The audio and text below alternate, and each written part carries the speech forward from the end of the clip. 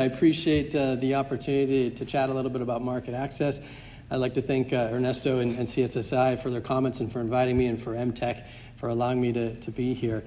My experience is on the early stage side of the equation with devices, in particular in MedTech, and bringing these devices to commercialization. And so I hope to broaden your thoughts a little bit in regards to market access and the success of market access, and how to make that mostly successful for you moving forward. So first, to define market access, it's kind of a clever word that was started back in the 90s to define all the elements and activities around actually and being able to have the ability to enter and sell your products or services to a market. And so that's all it is. And there's a lot of activities within that. There's a lot of hoops you have to jump through, gates you have to walk through, hurdles you have to jump over, however you want to look at it. But all those activities in getting you towards being successful at the end of the day is what we call market access. And so I'm going to be talking about some principles and some fundamental frameworks that are important to consider in regards to these activities. First, really quick about myself. So I'm Aaron Call. I'm the founding principal at a consulting firm named Jaunt, and we are an extension to the CSSI team in helping customers and clients develop their market strategies and their commercialization strategies and market access moving forward. I spent about 20 years in emerging medtech, and everything that I've touched has largely been pre-commercialization and moving those towards a successful strategy for commercialization and exit. And the work that we've done, we've been able to quantify in saying that it has achieved about a 20 times return on investment for being able to be more successful in market than current benchmarks. And so that's my background. And I love to start with this comic, and I don't know who it's attributed to, but I've used it a lot in my presentations because this is largely how projects seem to go, where this is how we perceive the customer explaining something that they want or need. You know, it's got these ropes hanging from a tree and the 3 tiers of stools here, which may or may not be exactly what the customer actually needs, but that's the way we started out by seeing it. And then we explain that to the project leader, and this is the way they understood it. Maybe it's something that doesn't quite work, right? And so you have the analyst that comes in and designs it a little bit different to see if they could make it work, but it just starts to get screwed up even further. And then the programmer comes in and programs it in a way that may or may not work, and maybe you guys have seen this in some of your projects. But then you have this business consultant that comes in and describes this glorious, euphoric product that everybody's excited about and paints roses and rainbows around it and makes it look amazing and can sell anything. At the end of the day, this might be how it was documented. Maybe your quality system isn't quite up to snuff, but there was nothing quite there to begin with. Operations installs something wildly different. At the end of the day, the customer gets billed like it's an amusement park, and then we just figured, okay, that didn't work. Let's just cut it off, and it doesn't get supported anymore. And when reality is, at the end of the day, what the customer really needed was just a tire swing. And I'm sure we've all seen projects like this, and I've seen a ton go this way. In fact, I've been involved with $100 million failures, and I've seen things like this happen, and I've been involved with $600 million exits to where this actually didn't happen this way. But at the end of the day, what the customer really needs is what's going to make or break your success in a market. And every startup that fails does so for one reason. And every startup that is successful does so for one reason. It's the same reason across the board, and that is customers. If you can't get customers to adopt your product, to buy into your product, to buy into your value proposition, then you will fail every single time. And in fact, CB Insights did a poll about this, the top 20 reasons startups fail. And by far, the various top reason is no market need. And so if you can't understand that need, and you can't design a product, your market access will not work. This is the number one most important element within startups. This quote is attributed to Stan Rowe, a former CSO of Edwards Life Sciences. I believe he's currently with Deerfield Capital, and so eloquently stated. He says that most projects don't fail because the technology doesn't work. They fail because we didn't understand the customer requirements. We didn't understand the distribution, didn't understand the competition, didn't understand the payers and referral patterns, all those extrinsic factors. If you don't have early stage marketing integrated into your teams, you're flying blind. And it is that strong. Yesterday we heard it in a panel, yesterday we heard it in a panel where they talked about, hey, you need to be starting this market strategy work, this early strategy work yesterday, right? It should be at the onset of your startup. This is what investors want to hear. This is what is going to make or break your company. And all of this is absolutely true. We live in a day and age where we have to truly understand those customer needs and be able to build products that align to those customer needs more than ever before. And value and how you express that value is critically important. Because one of the main reasons for not reaching customer adoption in our field, in medtech and in bio, in healthcare, is that they don't make it on the short list of problems that decision makers with budget authority are willing to pay for. And I'll say that one more time. They don't make it on the short list of problems that decision makers with budget authority are willing to pay for. This is critically important to understand for market access. Because if you can't make it on that short list and understand all of the different players and payers and providers and individuals and all of their specific needs, then you're not going to be able to reach customers. You're not going to be able to gain market access. Early in my career, I started studying a lot about Clayton Christensen. And his work, I think, is fascinating. I've learned a lot from it and have incorporated a lot into the successes of products that we've been able to touch. And one of the things that he's most known for is the innovator's solution and the innovator's dilemma that talked about disruptive markets and how to develop new technologies that are eventually going to be successful in these markets. And one of the most important things that he talks about, I believe, is what we call jobs theory. And this is how you identify what a customer needs and how you're going to deliver a product for the needs that they have. And jobs theory is nothing more than simply stating that people don't want to buy a 1/4-inch drill, they want a 1/4-inch hole. That's the job that they're trying to accomplish, the job that they need to be done. So customers, people, and companies, they have these jobs that arise regularly and need to get done. And when customers become aware of a job that they need to get done in their lives, they look around for a product or service that they can hire to get that job done. And so this might be a paradigm shift for some entrepreneurs, and a way that they need to start thinking from the beginning to be able to achieve market access and ultimately customer adoption, is what is their job that they need to get done? That is critically important for success of your company. And to continue on this thought a little bit further, Clayton Christensen says that when we buy a product, we essentially hire it to help us do a job. And if it does the job well, the next time we're confronted with the same job, we tend to hire that product again. And if it does a crummy job, we fire it and look for an alternative. The circumstances are more important than customer characteristics, product attributes, new technologies, or trends. And this is critically important for us in healthcare because it used to be that you could get the buy-in from a key opinion leader. I started my career in cardiovascular, and we used to be able to get key opinion leaders in cardiovascular and grab one or two of them, and they'd be able to bring the product into the hospital, and it was sold. It was done. It was that easy, right? But that doesn't happen anymore, right? More often than not, we have to appeal to all the elements of all the various stakeholders in this multi-sided market in order to have our products have success in markets moving forward. And understanding their needs specifically, all of their needs, all of the various stakeholder needs is critically important.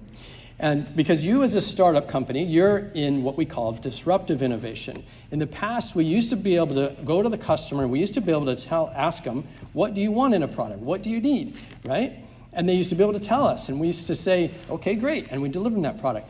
That's only true in sustaining innovation. But you as a startup company are not in sustaining innovation. I hope not. If you are, then you may not be headed in the right direction. You want to be in disruptive innovation. You want to be heading towards a blue ocean opportunity where you can start to fundamentally change the processes and products that healthcare uses, right?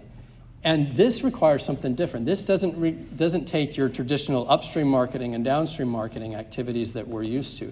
This requires discovery marketing. And in understanding and discovering what customer needs are, we can't just go to them and say, what do you want? What do you need? Because the customer doesn't even know themselves. And that's true for probably all the products that are existed or that are represented in this room today, I would imagine. And this is difficult to do because, like I said, people can't tell you what they need. You must discover it. And this is a core principle that is becoming more and more apparent in healthcare and in developing medical technologies for health moving forward. You have to discover this. You have to understand your customers better than they do, and you have to bring something to them that is critically important for them to make that shift. A few years ago, I got a phone call, and on the other end of the line, I heard this gentleman say, "Aaron, this is Howard Moskowitz," like I was supposed to know who it was. And I said, "Who's Howard Moskowitz?" And he said, "You don't know me?" And I said, "No." He said, I'm a big deal." I said, "Okay, great. How big of a deal are you?" And he said that he's known for reinventing spaghetti sauce. He said, "Look it up." A few years ago, Malcolm Gladwell did a TED Talk about Howard Moskowitz. If you haven't seen it, I encourage you to take a look at it because it's very entertaining and very interesting. Howard Moskowitz is a Harvard graduate, and he is he's a psychophysicist, which I have to admit I don't know exactly what that means, but it sounds pretty impressive. And back in the 70s or 80s, Howard was approached by Campbell's Soup, and Campbell's Soup was getting beaten in the market with their line of spaghetti sauce. The ragu line of spaghetti sauce was beating their line of Prego in the market. And Campbell's Soup came to them and said, "Howard, we want you to be able to go out there and tell us what is the customer needs. What does America want in a spaghetti sauce so that we can beat our competition, right?" And Howard said, "Well, that's a problem. There is no perfect spaghetti sauce. There's only perfect spaghetti sauces," was his response. And so he had to go discover this for Campbell's Soup. And what he did was he took 45 different varieties of spaghetti sauce, and he varied them every way that you could. He varied them by spiciness or saltiness or how much garlic it had or how much visible solids it had. And he made these 45 different types. And he went out there, he went to Chicago, he went to LA, he went to New York, and he tested this with people, right? And if you went up and asked somebody, "What's your favorite spaghetti sauce?" at the time, you would get a pretty bland answer. But what he found was that America grouped themselves into 3 different categories, roughly speaking. The first one was some people like their spaghetti sauce plain, some people like their spaghetti sauce spicy, and a third of America liked their spaghetti sauce chunky. And Campbell's Soup said, are you sure by this data, Howard? And he said, "I'm absolutely sure." He said, "There is no chunky spaghetti sauce on the shelves in grocery stores today." And he said, "That's right. And you're telling us a third of America likes chunky spaghetti sauce?" He goes, "Yeah, that's right." Campbell's Soup came up with chunky spaghetti sauce and Prego and went on to sell $600 million worth of chunky spaghetti sauce in 10 years. And so this is the power of discovery marketing. This is the power of truly understanding the needs of your customers and what their job is to be done, that you have to go discover that with them. It's not something you can just go ask them about. And that is more true in healthcare and delivering medtech products to the market today than it has ever been in the past. That's backwards. Good. Steve Blank, a doctor in startups and someone that I've followed a lot about, says that a startup is a temporary organization designed to search for a repeatable and scalable business model. That repeatable and scalable business model means that you're converting customers to buying your product on a regular basis, scaling that and repeating that. That's when you become a real company, is when you're able to do that. And you can only do that if you're aligning your value proposition to their needs. And this is hard to do in healthcare, again, like I alluded to earlier, because this is your quintessential multi-sided market. Value requirements must be woven into a complex interdisciplinary matrix satisfying all stakeholders. You have to satisfy the physician who's asking questions like, is this going to make my job easier? Is this going to allow me to do less errors? Is this going to allow me to do more patients? You have to satisfy patients that are asking questions like, is this going to allow me to return to work faster? Is this going to be less painful? Or am I going to be able to recover quicker? The providers and facilities are asking questions like, is this going to help us reduce our costs? Can we reduce our length of stay? Can we reduce infections? Groups and societies are asking if this is aligned to their mission that you have to have a value proposition for. Is this going to be in the patient's best interest? Government mandates, regulatory, and others asking, this is going to align to our initiatives? Does it meet our regulations? Is it going to be safe and effective? And then payers, which is a big part of this equation, the reimbursement side of this equation, asking, is this going to reduce costs in a population? Is this going to improve our quality of life years? And is this absolutely necessary? You have to have and understand the needs of all these stakeholders to be able to be successful in your market access. And so we like these block diagrams of how things stack up, right? And so I like to think of market access as stacking up similar to this, where at the bottom you have this product, right? And you want to get that to the market, get that to customers. And so you walk through these hoops and you step through these gates, FDA regulations, and Resto and his team are amazing at that and can help you get through that. Reimbursement is a big part of the equation. Who's going to pay for it? And can you get access to payment? Distribution, how are you going to get these products to their customers? And these blocks stack up. But the problem is, I believe they stack up similar, something along the lines like this, where you can walk through all these gates, you can step over all these hurdles to be able to get to market adoption, but it's just going to tip over unless you have your value proposition in place that is keeping it all up and making it actually work at the end of the day. I've seen this too often. I've seen startup companies walk through these gates, step over these hurdles where they get FDA clearance. They come to us and say, all we need to do is sell it. And we tell them you went the wrong direction. Or they get FDA clearance. They have reimbursement. They have distribution. And their salespeople say, they're not buying. No, that's because you didn't figure out exactly what the needs are and have the right value proposition from the start. So let's walk through a few of these blocks quickly. FDA regulations and some of the let's walk through some of these blocks quickly and see the questions that they're asking that you need to be able to have an answer for. FDA regulations, like Ernesto and his team talked about, is it safe and efficacious is what we're looking at there. Reimbursement starts to get a little bit more complicated. There's two main groups that you need to satisfy within reimbursement. On one side, you have payers asking the question of, is this medically necessary and is it better than standard of care? Those are the primary questions that they're asking. The payers largely are made up of public payers, private payers, and then individuals that are self-pay.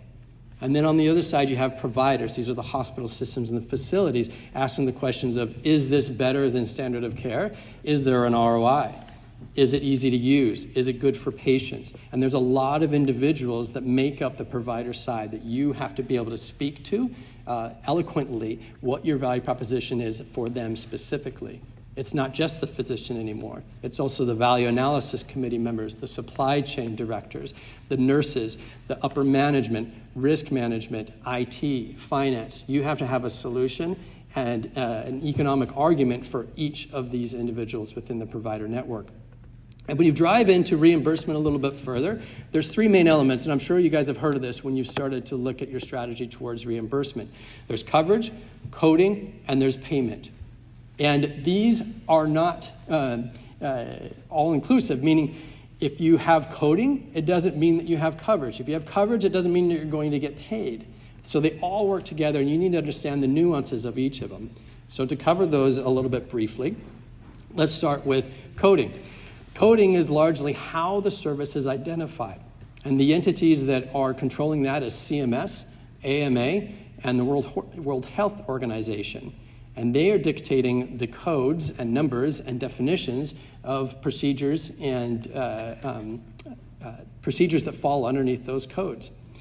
Coverage, asking the question of, is it medically necessary? This is your public insurers like CMS, private insurers like Aetna and Blue Cross Blue Shield, United Healthcare, that are making the determination of, is this medically necessary? HTAs that help to determine exactly the value of technologies and the assessment of those technologies. Medical societies that write the standards of what physicians should be following.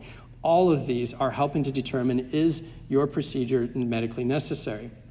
And then payment, ultimately, is the amount actually paid, which is a critical component for you as an entrepreneur, determining, okay, am I going to fall under an existing code, or do I need a new code, and does that meet the value that I have? Because there is largely a set limit in existing codes on what you're going to be paid. Public insurers like CMS determine that, and private insurers also determine exactly how things are going to be paid at the end of the day. And you can research how payment is actually being done. Public insurers like CMS publish this information. There's a database, you can go look it up. It's the physician fee schedule, for instance. There's a link to it there. And this is what one might look like. This is CPT code 45378. I turned 45 this year, and so colonoscopies are on my mind. And so this is going to be the example that I'll throw out to you here. So this CPT code 45378 is for colonoscopies, and according to CMS, in a facility, a physician will be paid $187 for performing a colonoscopy. In a non-facility, they'll be paid $357. The APC code that this aligns to, which is the ambulatory surgery center payment, the facility payment, is $411, and then the hospital outpatient prospective payment system dictates $810. So you can go find the numbers that make sense here, but I will say that a slight caveat is the CMS numbers are about 30% less than what the procedure actually is costing. And so those numbers may not be exactly what you want to align to, so keep that in mind. And number two is the numbers that are presented there are not always exactly what happens at the end of the day. But there's other entities you can look at, Codify being a database that you can look at, Find a Code being another database, and then the third one of my favorites is the larger companies will publish guidelines largely in PDF to be able to describe to you what payments are happening today. So understanding the payments that are happening today and how you're going to fit into those is critically important. This is one way to do it. Another way to do it, and something that's come up about recently that I believe is important, is the pricing transparency that's coming about. And this is a good thing, where hospital systems and payer systems are being required to be transparent with their pricing. Starting back in 2021, hospital price transparency, where the hospitals were required to provide a machine-readable format and a consumer-friendly format of what their contracted price is with payers. That doesn't necessarily mean that's what's going to be paid, but that's what their contracted price was with payers. And then in 2022, the transparency for payers was starting to come due and required, where in 2023, phase one, I believe, was 500 different procedure codes that were required to be transparent. And in 2024, this year, they're being required to be transparent with all of the codes that they make payments on. And so this information is going to be readily available. Readily available, I mean, by if you're pretty good at looking at large databases, terabyte-level databases and JSON files to be able to search that information. But it is available. And this is what something like that might look like. That might be hard to read down there in the corner. But this is from Ascension Hospital in Riverside for colonoscopies, 45378. Again, their minimum negotiated rate was $1,430. Their maximum negotiated rate was $6,625 with Cigna Pro 1098 plan.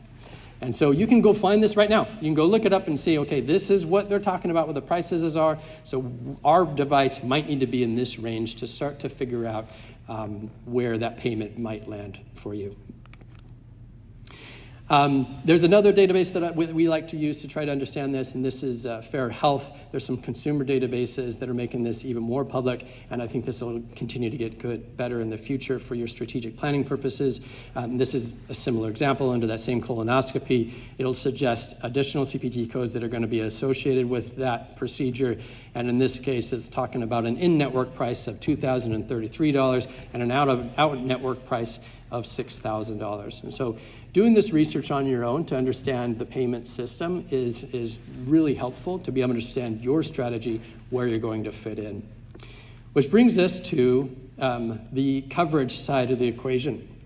You can go find exactly how payers are covering different procedure codes and different procedures in the market, so you can understand if you're going to fall underneath that, or if there's going to be coverage and payment already, or if it's something that you need a lot more work to be able to accomplish. This is Aetna's, for instance. This is their public payer bulletin in regards to that same colonoscopy, where they're basically talking about the fact that they cover it as a routine screening, the criteria under which it's covered, and also the CPT codes that they cover. And so you can research this and find this for your own strategic purposes as well. The third one is then coding. And largely when you're talking about coding, there's two questions that are coming to mind. And the first one is, do we fall underneath an existing code, or do we need to go get a new code? And this is a critical question for you to answer and a strategic decision for you to make from the beginning. Because going and getting a new code today is about a 5 to 7 year effort. And so it is extremely expensive, and it is a large process to get there. If you can fall under an existing code, it's good because you have easy integration, you have immediate payment, but the value may not align. And I'll give you an example of that in just a second. And on the new code side, again, like I said, on the negative side, it is time consuming and costly, but it helps build walls for your competition, and it helps align your maximum value of your technology to healthcare, however that might be. And so a quick example of that is Urolift. I don't know if anybody knows this product. It's for benign prostatic hyperplasia. And when they first started developing their technology, there was not a great code for them to fall under. And the payments, they believed, was far, even if they did fall under the code and tried to rewrite it in some way, shape, or form, the payments fell very low compared to what the value is that they thought that they could bring to the marketplace. And so their general approach to it was, number one, identify the need. What is the need? What is the value that we can chance to change this and shift this process in towards our product? And how do we quantify that? They developed the clinical evidence. So they had all this evidence to say that here's the value of our product in the clinic. They engaged stakeholders across the board to be able to understand and validate all this value equation for them moving forward. And they pursued reimbursement pathways that were novel and de novo in nature. Their market success took about 10 years, just as a benchmark there. But to give you an idea of what happened, so the existing standard of care was 52601, which is a TURP procedure, which had a payment in facility to the physician of $740, and a non-facility of $740, which means it wasn't performed in facility. And they changed that to $1,433. And in the ASC, a payment of $2,063 was changed to either $3,400 or $7,000. And in the hospital ops, it was $4,000 moved to about $8,000. And so they were able to substantially change the paradigm for their technology because they could prove that in the clinic, they had this value and commanded this value. And the payers and the providers and all the stakeholders accepted that with their objective evidence.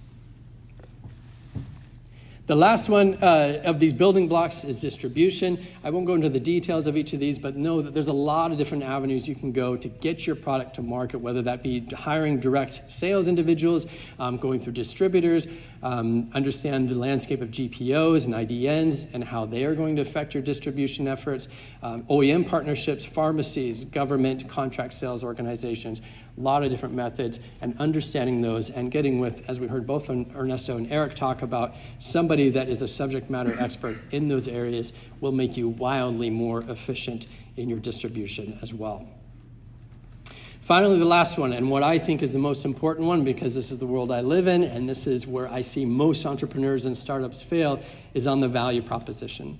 The value proposition is the benefits you promise a customer should they choose to buy your product. That's a clear definition that I love to use. And in healthcare, why value matters is because the healthcare continuum is placing emphasis on quantifiable value more than ever before. And I want to emphasize the word quantifiable. And it has to be objectively quantifiable. I love this quote by AdvaMed because I think it paints the right picture for us as we're developing technologies for this space, which is, it is a business imperative for medical technology developers to understand, demonstrate, and clearly articulate how their offerings can not only improve patient outcomes, but also create value for each of the key stakeholders across the healthcare delivery continuum. Keep that in mind as you're building your value proposition. So here are 7 key questions that we like to help clients ask in building a value-centric strategy. Number 1, who are the key stakeholders I need to satisfy? You need to identify each of those key stakeholders and build a profile specifically for them on what their needs are and how you're going to satisfy them. Which brings us to number 2. What are each of those key stakeholders' needs and problems that they have? What is their job to be done? And you might have to go discover that rather than just asking them directly. Number 3, what is the current standard of care? You have to understand explicitly, break down to the first principles of what's going on in the marketplace today. How are physicians making decisions? How is the value analysis committee making decisions? What do they value, right? So you can understand this trajectory that products are taking today and how you can interject yourself to change that process in the future. Which brings us to number 4. How does my product change the trajectory of this standard of care? So map out that standard of care of what's happening, right? And interject your technology. How does that change it? How does it change the economics, which is number 5? How does it change the clinical elements of it? How does it change the workflow elements of it, which is number 6? How do you demonstrate this, which is number 7? So mapping the current standard of care, showing how you are going to change that paradigm, and having the evidence of that, again, the keyword evidence, is critically important in building a value-centric strategy.